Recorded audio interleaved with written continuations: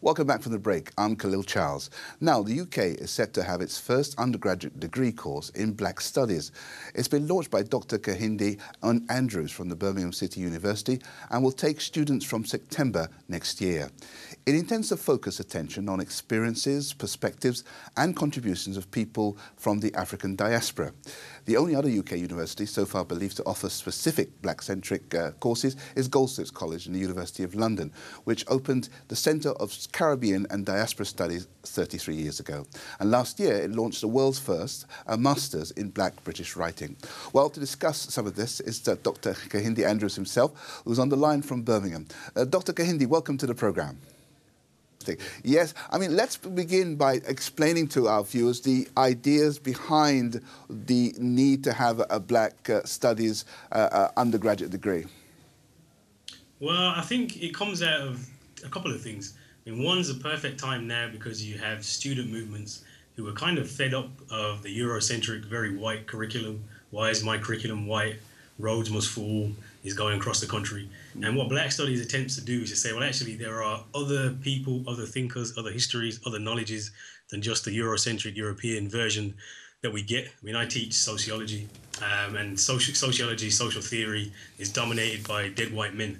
So what we want to do with Black Studies is to say, actually, that the African diaspora has a contribution historically, theoretically, and contemporary as well. Doctor, why do you think it's been such a long time in coming, though? With the presence of Black people in the UK has been here perhaps from the mid 1800s. Why are we only now looking at this kind of studies? Honestly, it's because of racism. I mean, literally, still now we are the only department that could offer this degree, and the only reason we're the only department is because we have 6 Black members of staff. You won't find any department in any subject in any university in the United Kingdom that has 6 Black members of staff. You tend to find there's one, maybe if you're lucky there's one, usually there's none, and that means hasn't been a critical mass of people who are able to teach a degree. Literally, we are the only place who could credibly offer a Black Studies degree, and that's because of racism in terms of access to higher education. Staff at higher education, very, very, very, very white. Only 1% of staff are Black, African or African Caribbean, British born, and it was 50 out of 14,000 professors are Black. Wow. This is why you don't have Black Studies, because there's not enough people to teach it. Okay, indeed. And Birmingham City University, what did you find was the reception towards your ideas of starting off this course? To be honest, it's been very positive. It's been very good. Not necessarily in terms, I mean, internally for the university, they like the idea because it's the first, it's groundbreaking, which is good, obviously, to attract a different kind of students. Outside of the university, it's been positive as well, largely positive. In fact, I have to say, I get random phone calls and random emails from people just saying congratulations, saying thank you, saying it's about time we've had this degree. There's been other negative feedback as well, I suppose, but mostly overwhelmingly positive. Okay. I want to do 2 things. One, first of all, I would like you to tell us a bit more about the course and what kind of things people are likely to study. And secondly, I'd like to know what kind of people you expect will be joining this course. Is it only just for African Caribbean Black people? Or, how does that stand? So in terms of the course, it's rooted in the department that its root came out of is sociology. So there's a lot of idea of social theory, different kinds of social theory. So in the first year, students would do a module on Black intellectual thought, thinkers like Stuart Hall, Frantz Fanon, Claudia Jones, a big range of different thinkers. There's also Introduction to Black Studies, where we talk about historical stuff. So not just slavery, we go back before that, we go into resistance to slavery, we go into contemporary period, not just in the UK, also across the diaspora, so the Caribbean, America, and Latin America as well is the area we're trying to focus on, and also the African continent. We talk specifically about Black feminism. Black feminism has been a big influence across the board in universities. We also have political activism. That's my favourite thing. I do. My work is black radicalism, Black radical tradition. So it's definitely a particular political edge to the degree as well. We also get the students to go out into the real world. So every year there's a module where they have to go and engage in the reality, either in the city, and in the second and third year, students have to go and engage with the public sector, private sector, voluntary sector organisation. One of the things that we're doing somewhat differently, not necessarily differently than in America, so African American studies or even African studies in the UK, is we're really saying that what you have to do in this degree is you have to engage with the real world. You have to take the theory and go and try and make people's lives better with it. So we're really keen on that, and there's a big emphasis on that in the degree, with students having to go out and do stuff, work with the community, work with people as well. And again, what kind of people do you expect is going to be taking part in the course? It's open to anybody.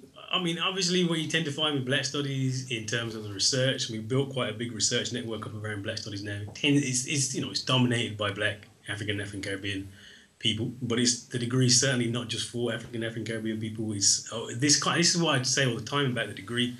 And also about the lack of Black perspectives in the academy. That's not just a problem for us, it's a problem for everybody, because it means we don't understand society properly. We don't understand, when we talk about things like immigration and we have these debates, if you don't have Black voices in there, we just don't understand them properly, at least a bad policy, bad theory in general. So anybody who's interested in learning about Black perspectives, historically, contemporary, is open to come, really. Very interesting what you were saying about being real and being part of the community. And how important was that emphasis for you, that the students would do some model where they were actually in contact with the wider world? Absolutely essential to the Black Studies that we are building. So if you look at Black Studies when it emerges in the States in the 60s, Dr. Nathaniel Hare was one of the proponents of it, and he said there was actually a proper battle to get Black Studies established in America. I mean, the Black Panthers were involved. There was sit-ins on the campuses. San Francisco State University had a 4-month boycott of the college, which included people from the community coming in and sitting in protest. So there was an emphasis of saying it's not just about getting Black people jobs or just about getting Black students on the campus. It's actually about saying that one of the problems with academia more generally is it's too divorced, too disconnected from society. And if we're going to do Black Studies, we've got to do it differently. We've got to make sure that the university knowledge is directly embedded within local communities. So in terms of the research that we do, that's really, really important. And we're saying for the students, it's vitally important. It's not just about learning different stuff, it's about learning to do things differently as well. Well, obviously our viewers, a lot of them are Muslims. This is Islam channel. Would some of the diaspora in terms of Islam and African Muslim feature in your studies? Yeah, certainly. I mean, certainly one of my favourite figures of all time historically, and he influences my work, is Malcolm X. And Malcolm X's work has been massively important to the Black radical tradition, to Black politics generally. And you tend to find the Islamic world has had a big influence also, obviously in the African continent, but also outside the African continent. And so this is something that should come up in the degree, certainly. Okay. So do you think that other universities now will likely to follow suit and take up your challenge? Honestly, it's all about numbers nowadays. If we get the students and if we're oversubscribed, I guarantee you within a year, there'll be a whole rash of Black Studies degrees that will open up. Only problem with that, as I said, there's only one department in any subject in the whole entire country that has enough staff to credibly do it. And I think that's important. What you'll probably find is that if there's numbers for it, if there's demand for it, the universities will try and offer it. But this is actually what happened in the States. You have this kind of very politically charged, very different kind of doing academia connected to the community, etc. arises.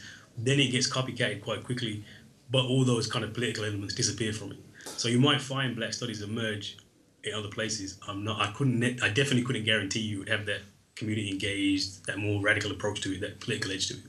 So we are talking about the future and where it's likely to go. I mean, in terms of what's happening in Birmingham and what will happen, do you then think that you will be expanding that department? Is that the hope at the moment? Entirely. So when the degree comes out of Celeste, probably 5 years of work where we've been doing a lot of work building a Black Studies Association. We've got a book just came out, Blackness in Britain, which is the first collection of Black Studies work. I've got a book series now, also called Blackness in Britain. So over the next few years, I'll be publishing up to between at least 12 books, hopefully more than that, on the Black British experience. So we've got a research body behind it, and the degrees come out of there. And now what we're trying to do is say, well, actually, you can teach us, we can do this on the university level. It will all depend on numbers. If students come and if students engage with it, if students embrace it, then definitely looking to expand, looking to add bits which are missing at the minute. It all depends on people supporting it and coming along and seeing that there's value in doing Black Studies, there's value in getting this degree. Okay, that's wonderful. Thank you very much indeed, Doctor. Dr. Kahina Andrews there from Birmingham City University. Thanks indeed for your comments on that particular matter. Now, with the referendum in the UK to stay or leave out of Europe is looming large, immigration is a big topic which has been debated and indeed is central to that debate. Well, a new film called Invisible Men is set to be released and follows the lives of illegal migrants from different African countries struggling to survive in London. Here's a short clip from the trailer. Sure you want to do this thing? There's no turning back. What is the purpose of your visit? Just holiday. In visiting London. You've got 3 months. The landlord cannot know you're here. You can't stay long at all. No. No more of you people. But this is my brother now. He's just like me. He's hardworking, trustworthy. Your first week will be in training, so no pay. Why are you shining your teeth? Am I not earning hard currency? Not this week. Boy, all you need to know is the minimum wage, but that's the maximum you can collect. Yeah, any money now. You need to start putting something down. Just because I'm wearing new shoes. What if I was wearing Moschino? Ah, Brother Abi, how are you? Pastor Kosheshe, it didn't work. You have rejected my application. So you have to go back now. Kill myself before I go back. So your life is going to end because they told you to leave the country. Don't let the situation destroy you. You have to fight. Don't give up. But we have done the work 3 weeks. What about my money, my sweat? He's my nephew. He's just visiting. When last did you go back home? I never went back. Right, I need you both to move out right now. What? Why? Have you no compassion? I warned you. Stop! Police! Where you are? Okay, leave that guy! So how old are you? I told you. I was born 1994. I'm not stealing. I'm not robbing. I'm just an honest guy ready to work hard. But I'm hiding to do everything like a thief. Abi is gone. Gone where? He came back and he had packed all his load and left. I don't know where he's gone to. I have no money. Nowhere to sleep. Have you ever heard of human rights? You don't exist. You're invisible. You have no rights.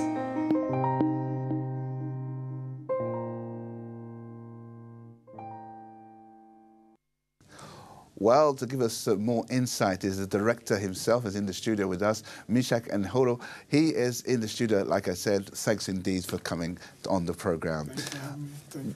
The idea of migrants struggling in London is a very important topic at the moment, given the whole kind of migrant crisis, illegal immigration.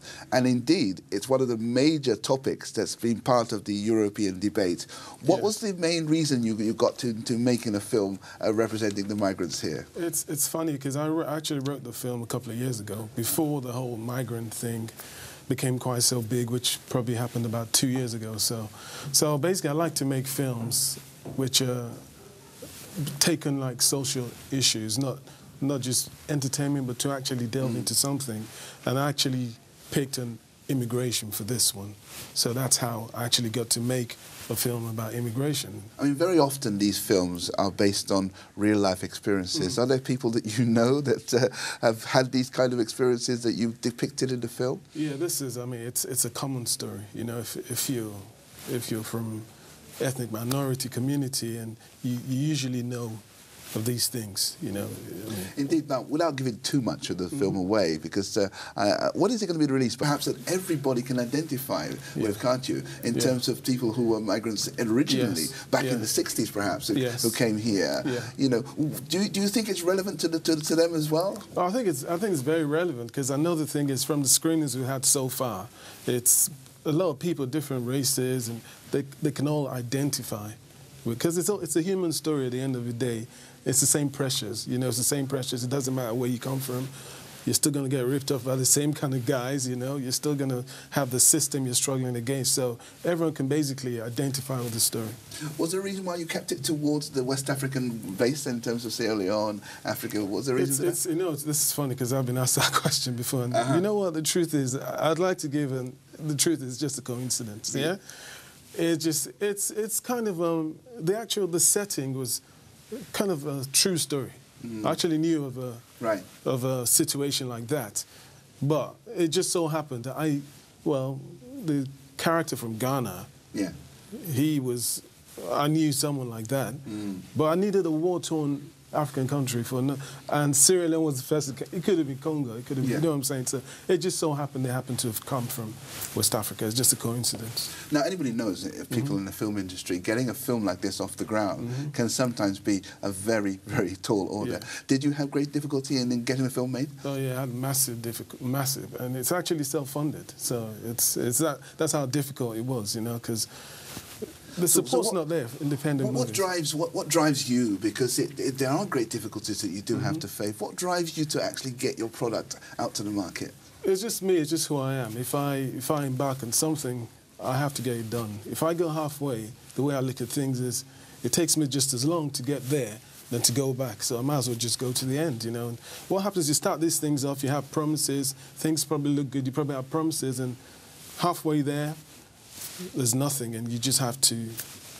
do what you have to do. The story might have to change, locations change, but you just have to make it work, and that's the way to get it done. Well, you obviously committed to the story, and you obviously felt that it's a story that needs to be told.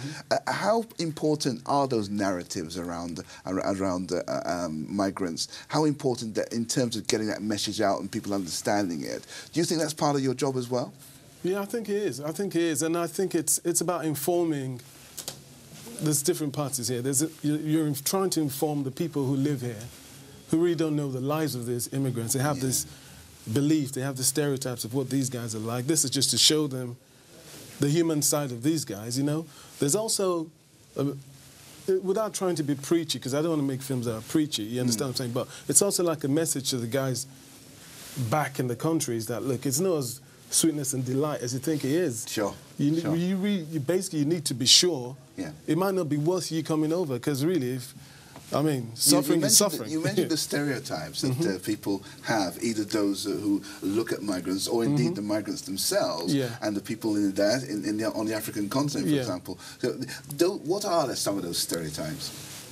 For example, the typical illegal immigrant is a leech to the system. And the truth is, in many cases, these guys are not leeches. They're basically just doing the jobs that nobody else wants to do. And also, they're basically putting money in the system.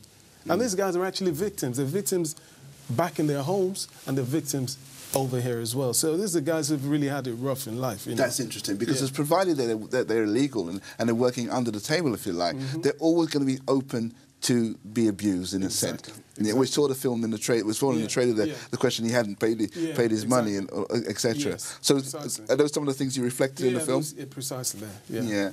So looking forward, what other kind of productions have you done, and what do you see yourself in terms of a role as a filmmaker? This is my second movie. My first movie was it was a psychological thriller. It was a different thing, but I made a conscious decision to basically, moving forward, to start making films that are socially conscious films, kind of like Spike Lee used to make, you know, like take on like issues that, you know, so people are educated when they watch the movies, so you can take something away from the film. So that's what I'm hoping to do now. Yeah. Okay, so tell us again, when can we see the film, and when is it out? It's 20th of June it comes out. It's going to be on Amazon. It's going to be on, we're actually talking about, it's going to be on the website, definitely, www.invisiblemenfilm.com. It's going to be streaming on different sites. Tell us about the name. Well, that name actually relates to a very important story about Invisible Man. Why did you call it Invisible Men? Because it's basically, these guys are out there, but they're not there. You don't see them. That's where the idea came from. It's like, they're everywhere, you know what I'm saying? But because they don't matter, and they try to stay out of your way as well. So they're basically invisible, and they don't want you to see them either. So, well, they may be invisible. We hope that your film's not invisible, and people will come out and watch it. Thank you very much, Adeed Mishak, for coming on the programme. Thank you. We have run out of time, so I'd like to thank all my guests for coming onto the show today, and for you for watching at home. Now, orally transmitted epics from the ancient Malian Empire speak of great wrestlers as cultural icons, and even today, traditional wrestlers are held in very high esteem. We leave you with scenes of a country as it continues its heritage in arm wrestling competition, which began on Sunday. We'll see you next week.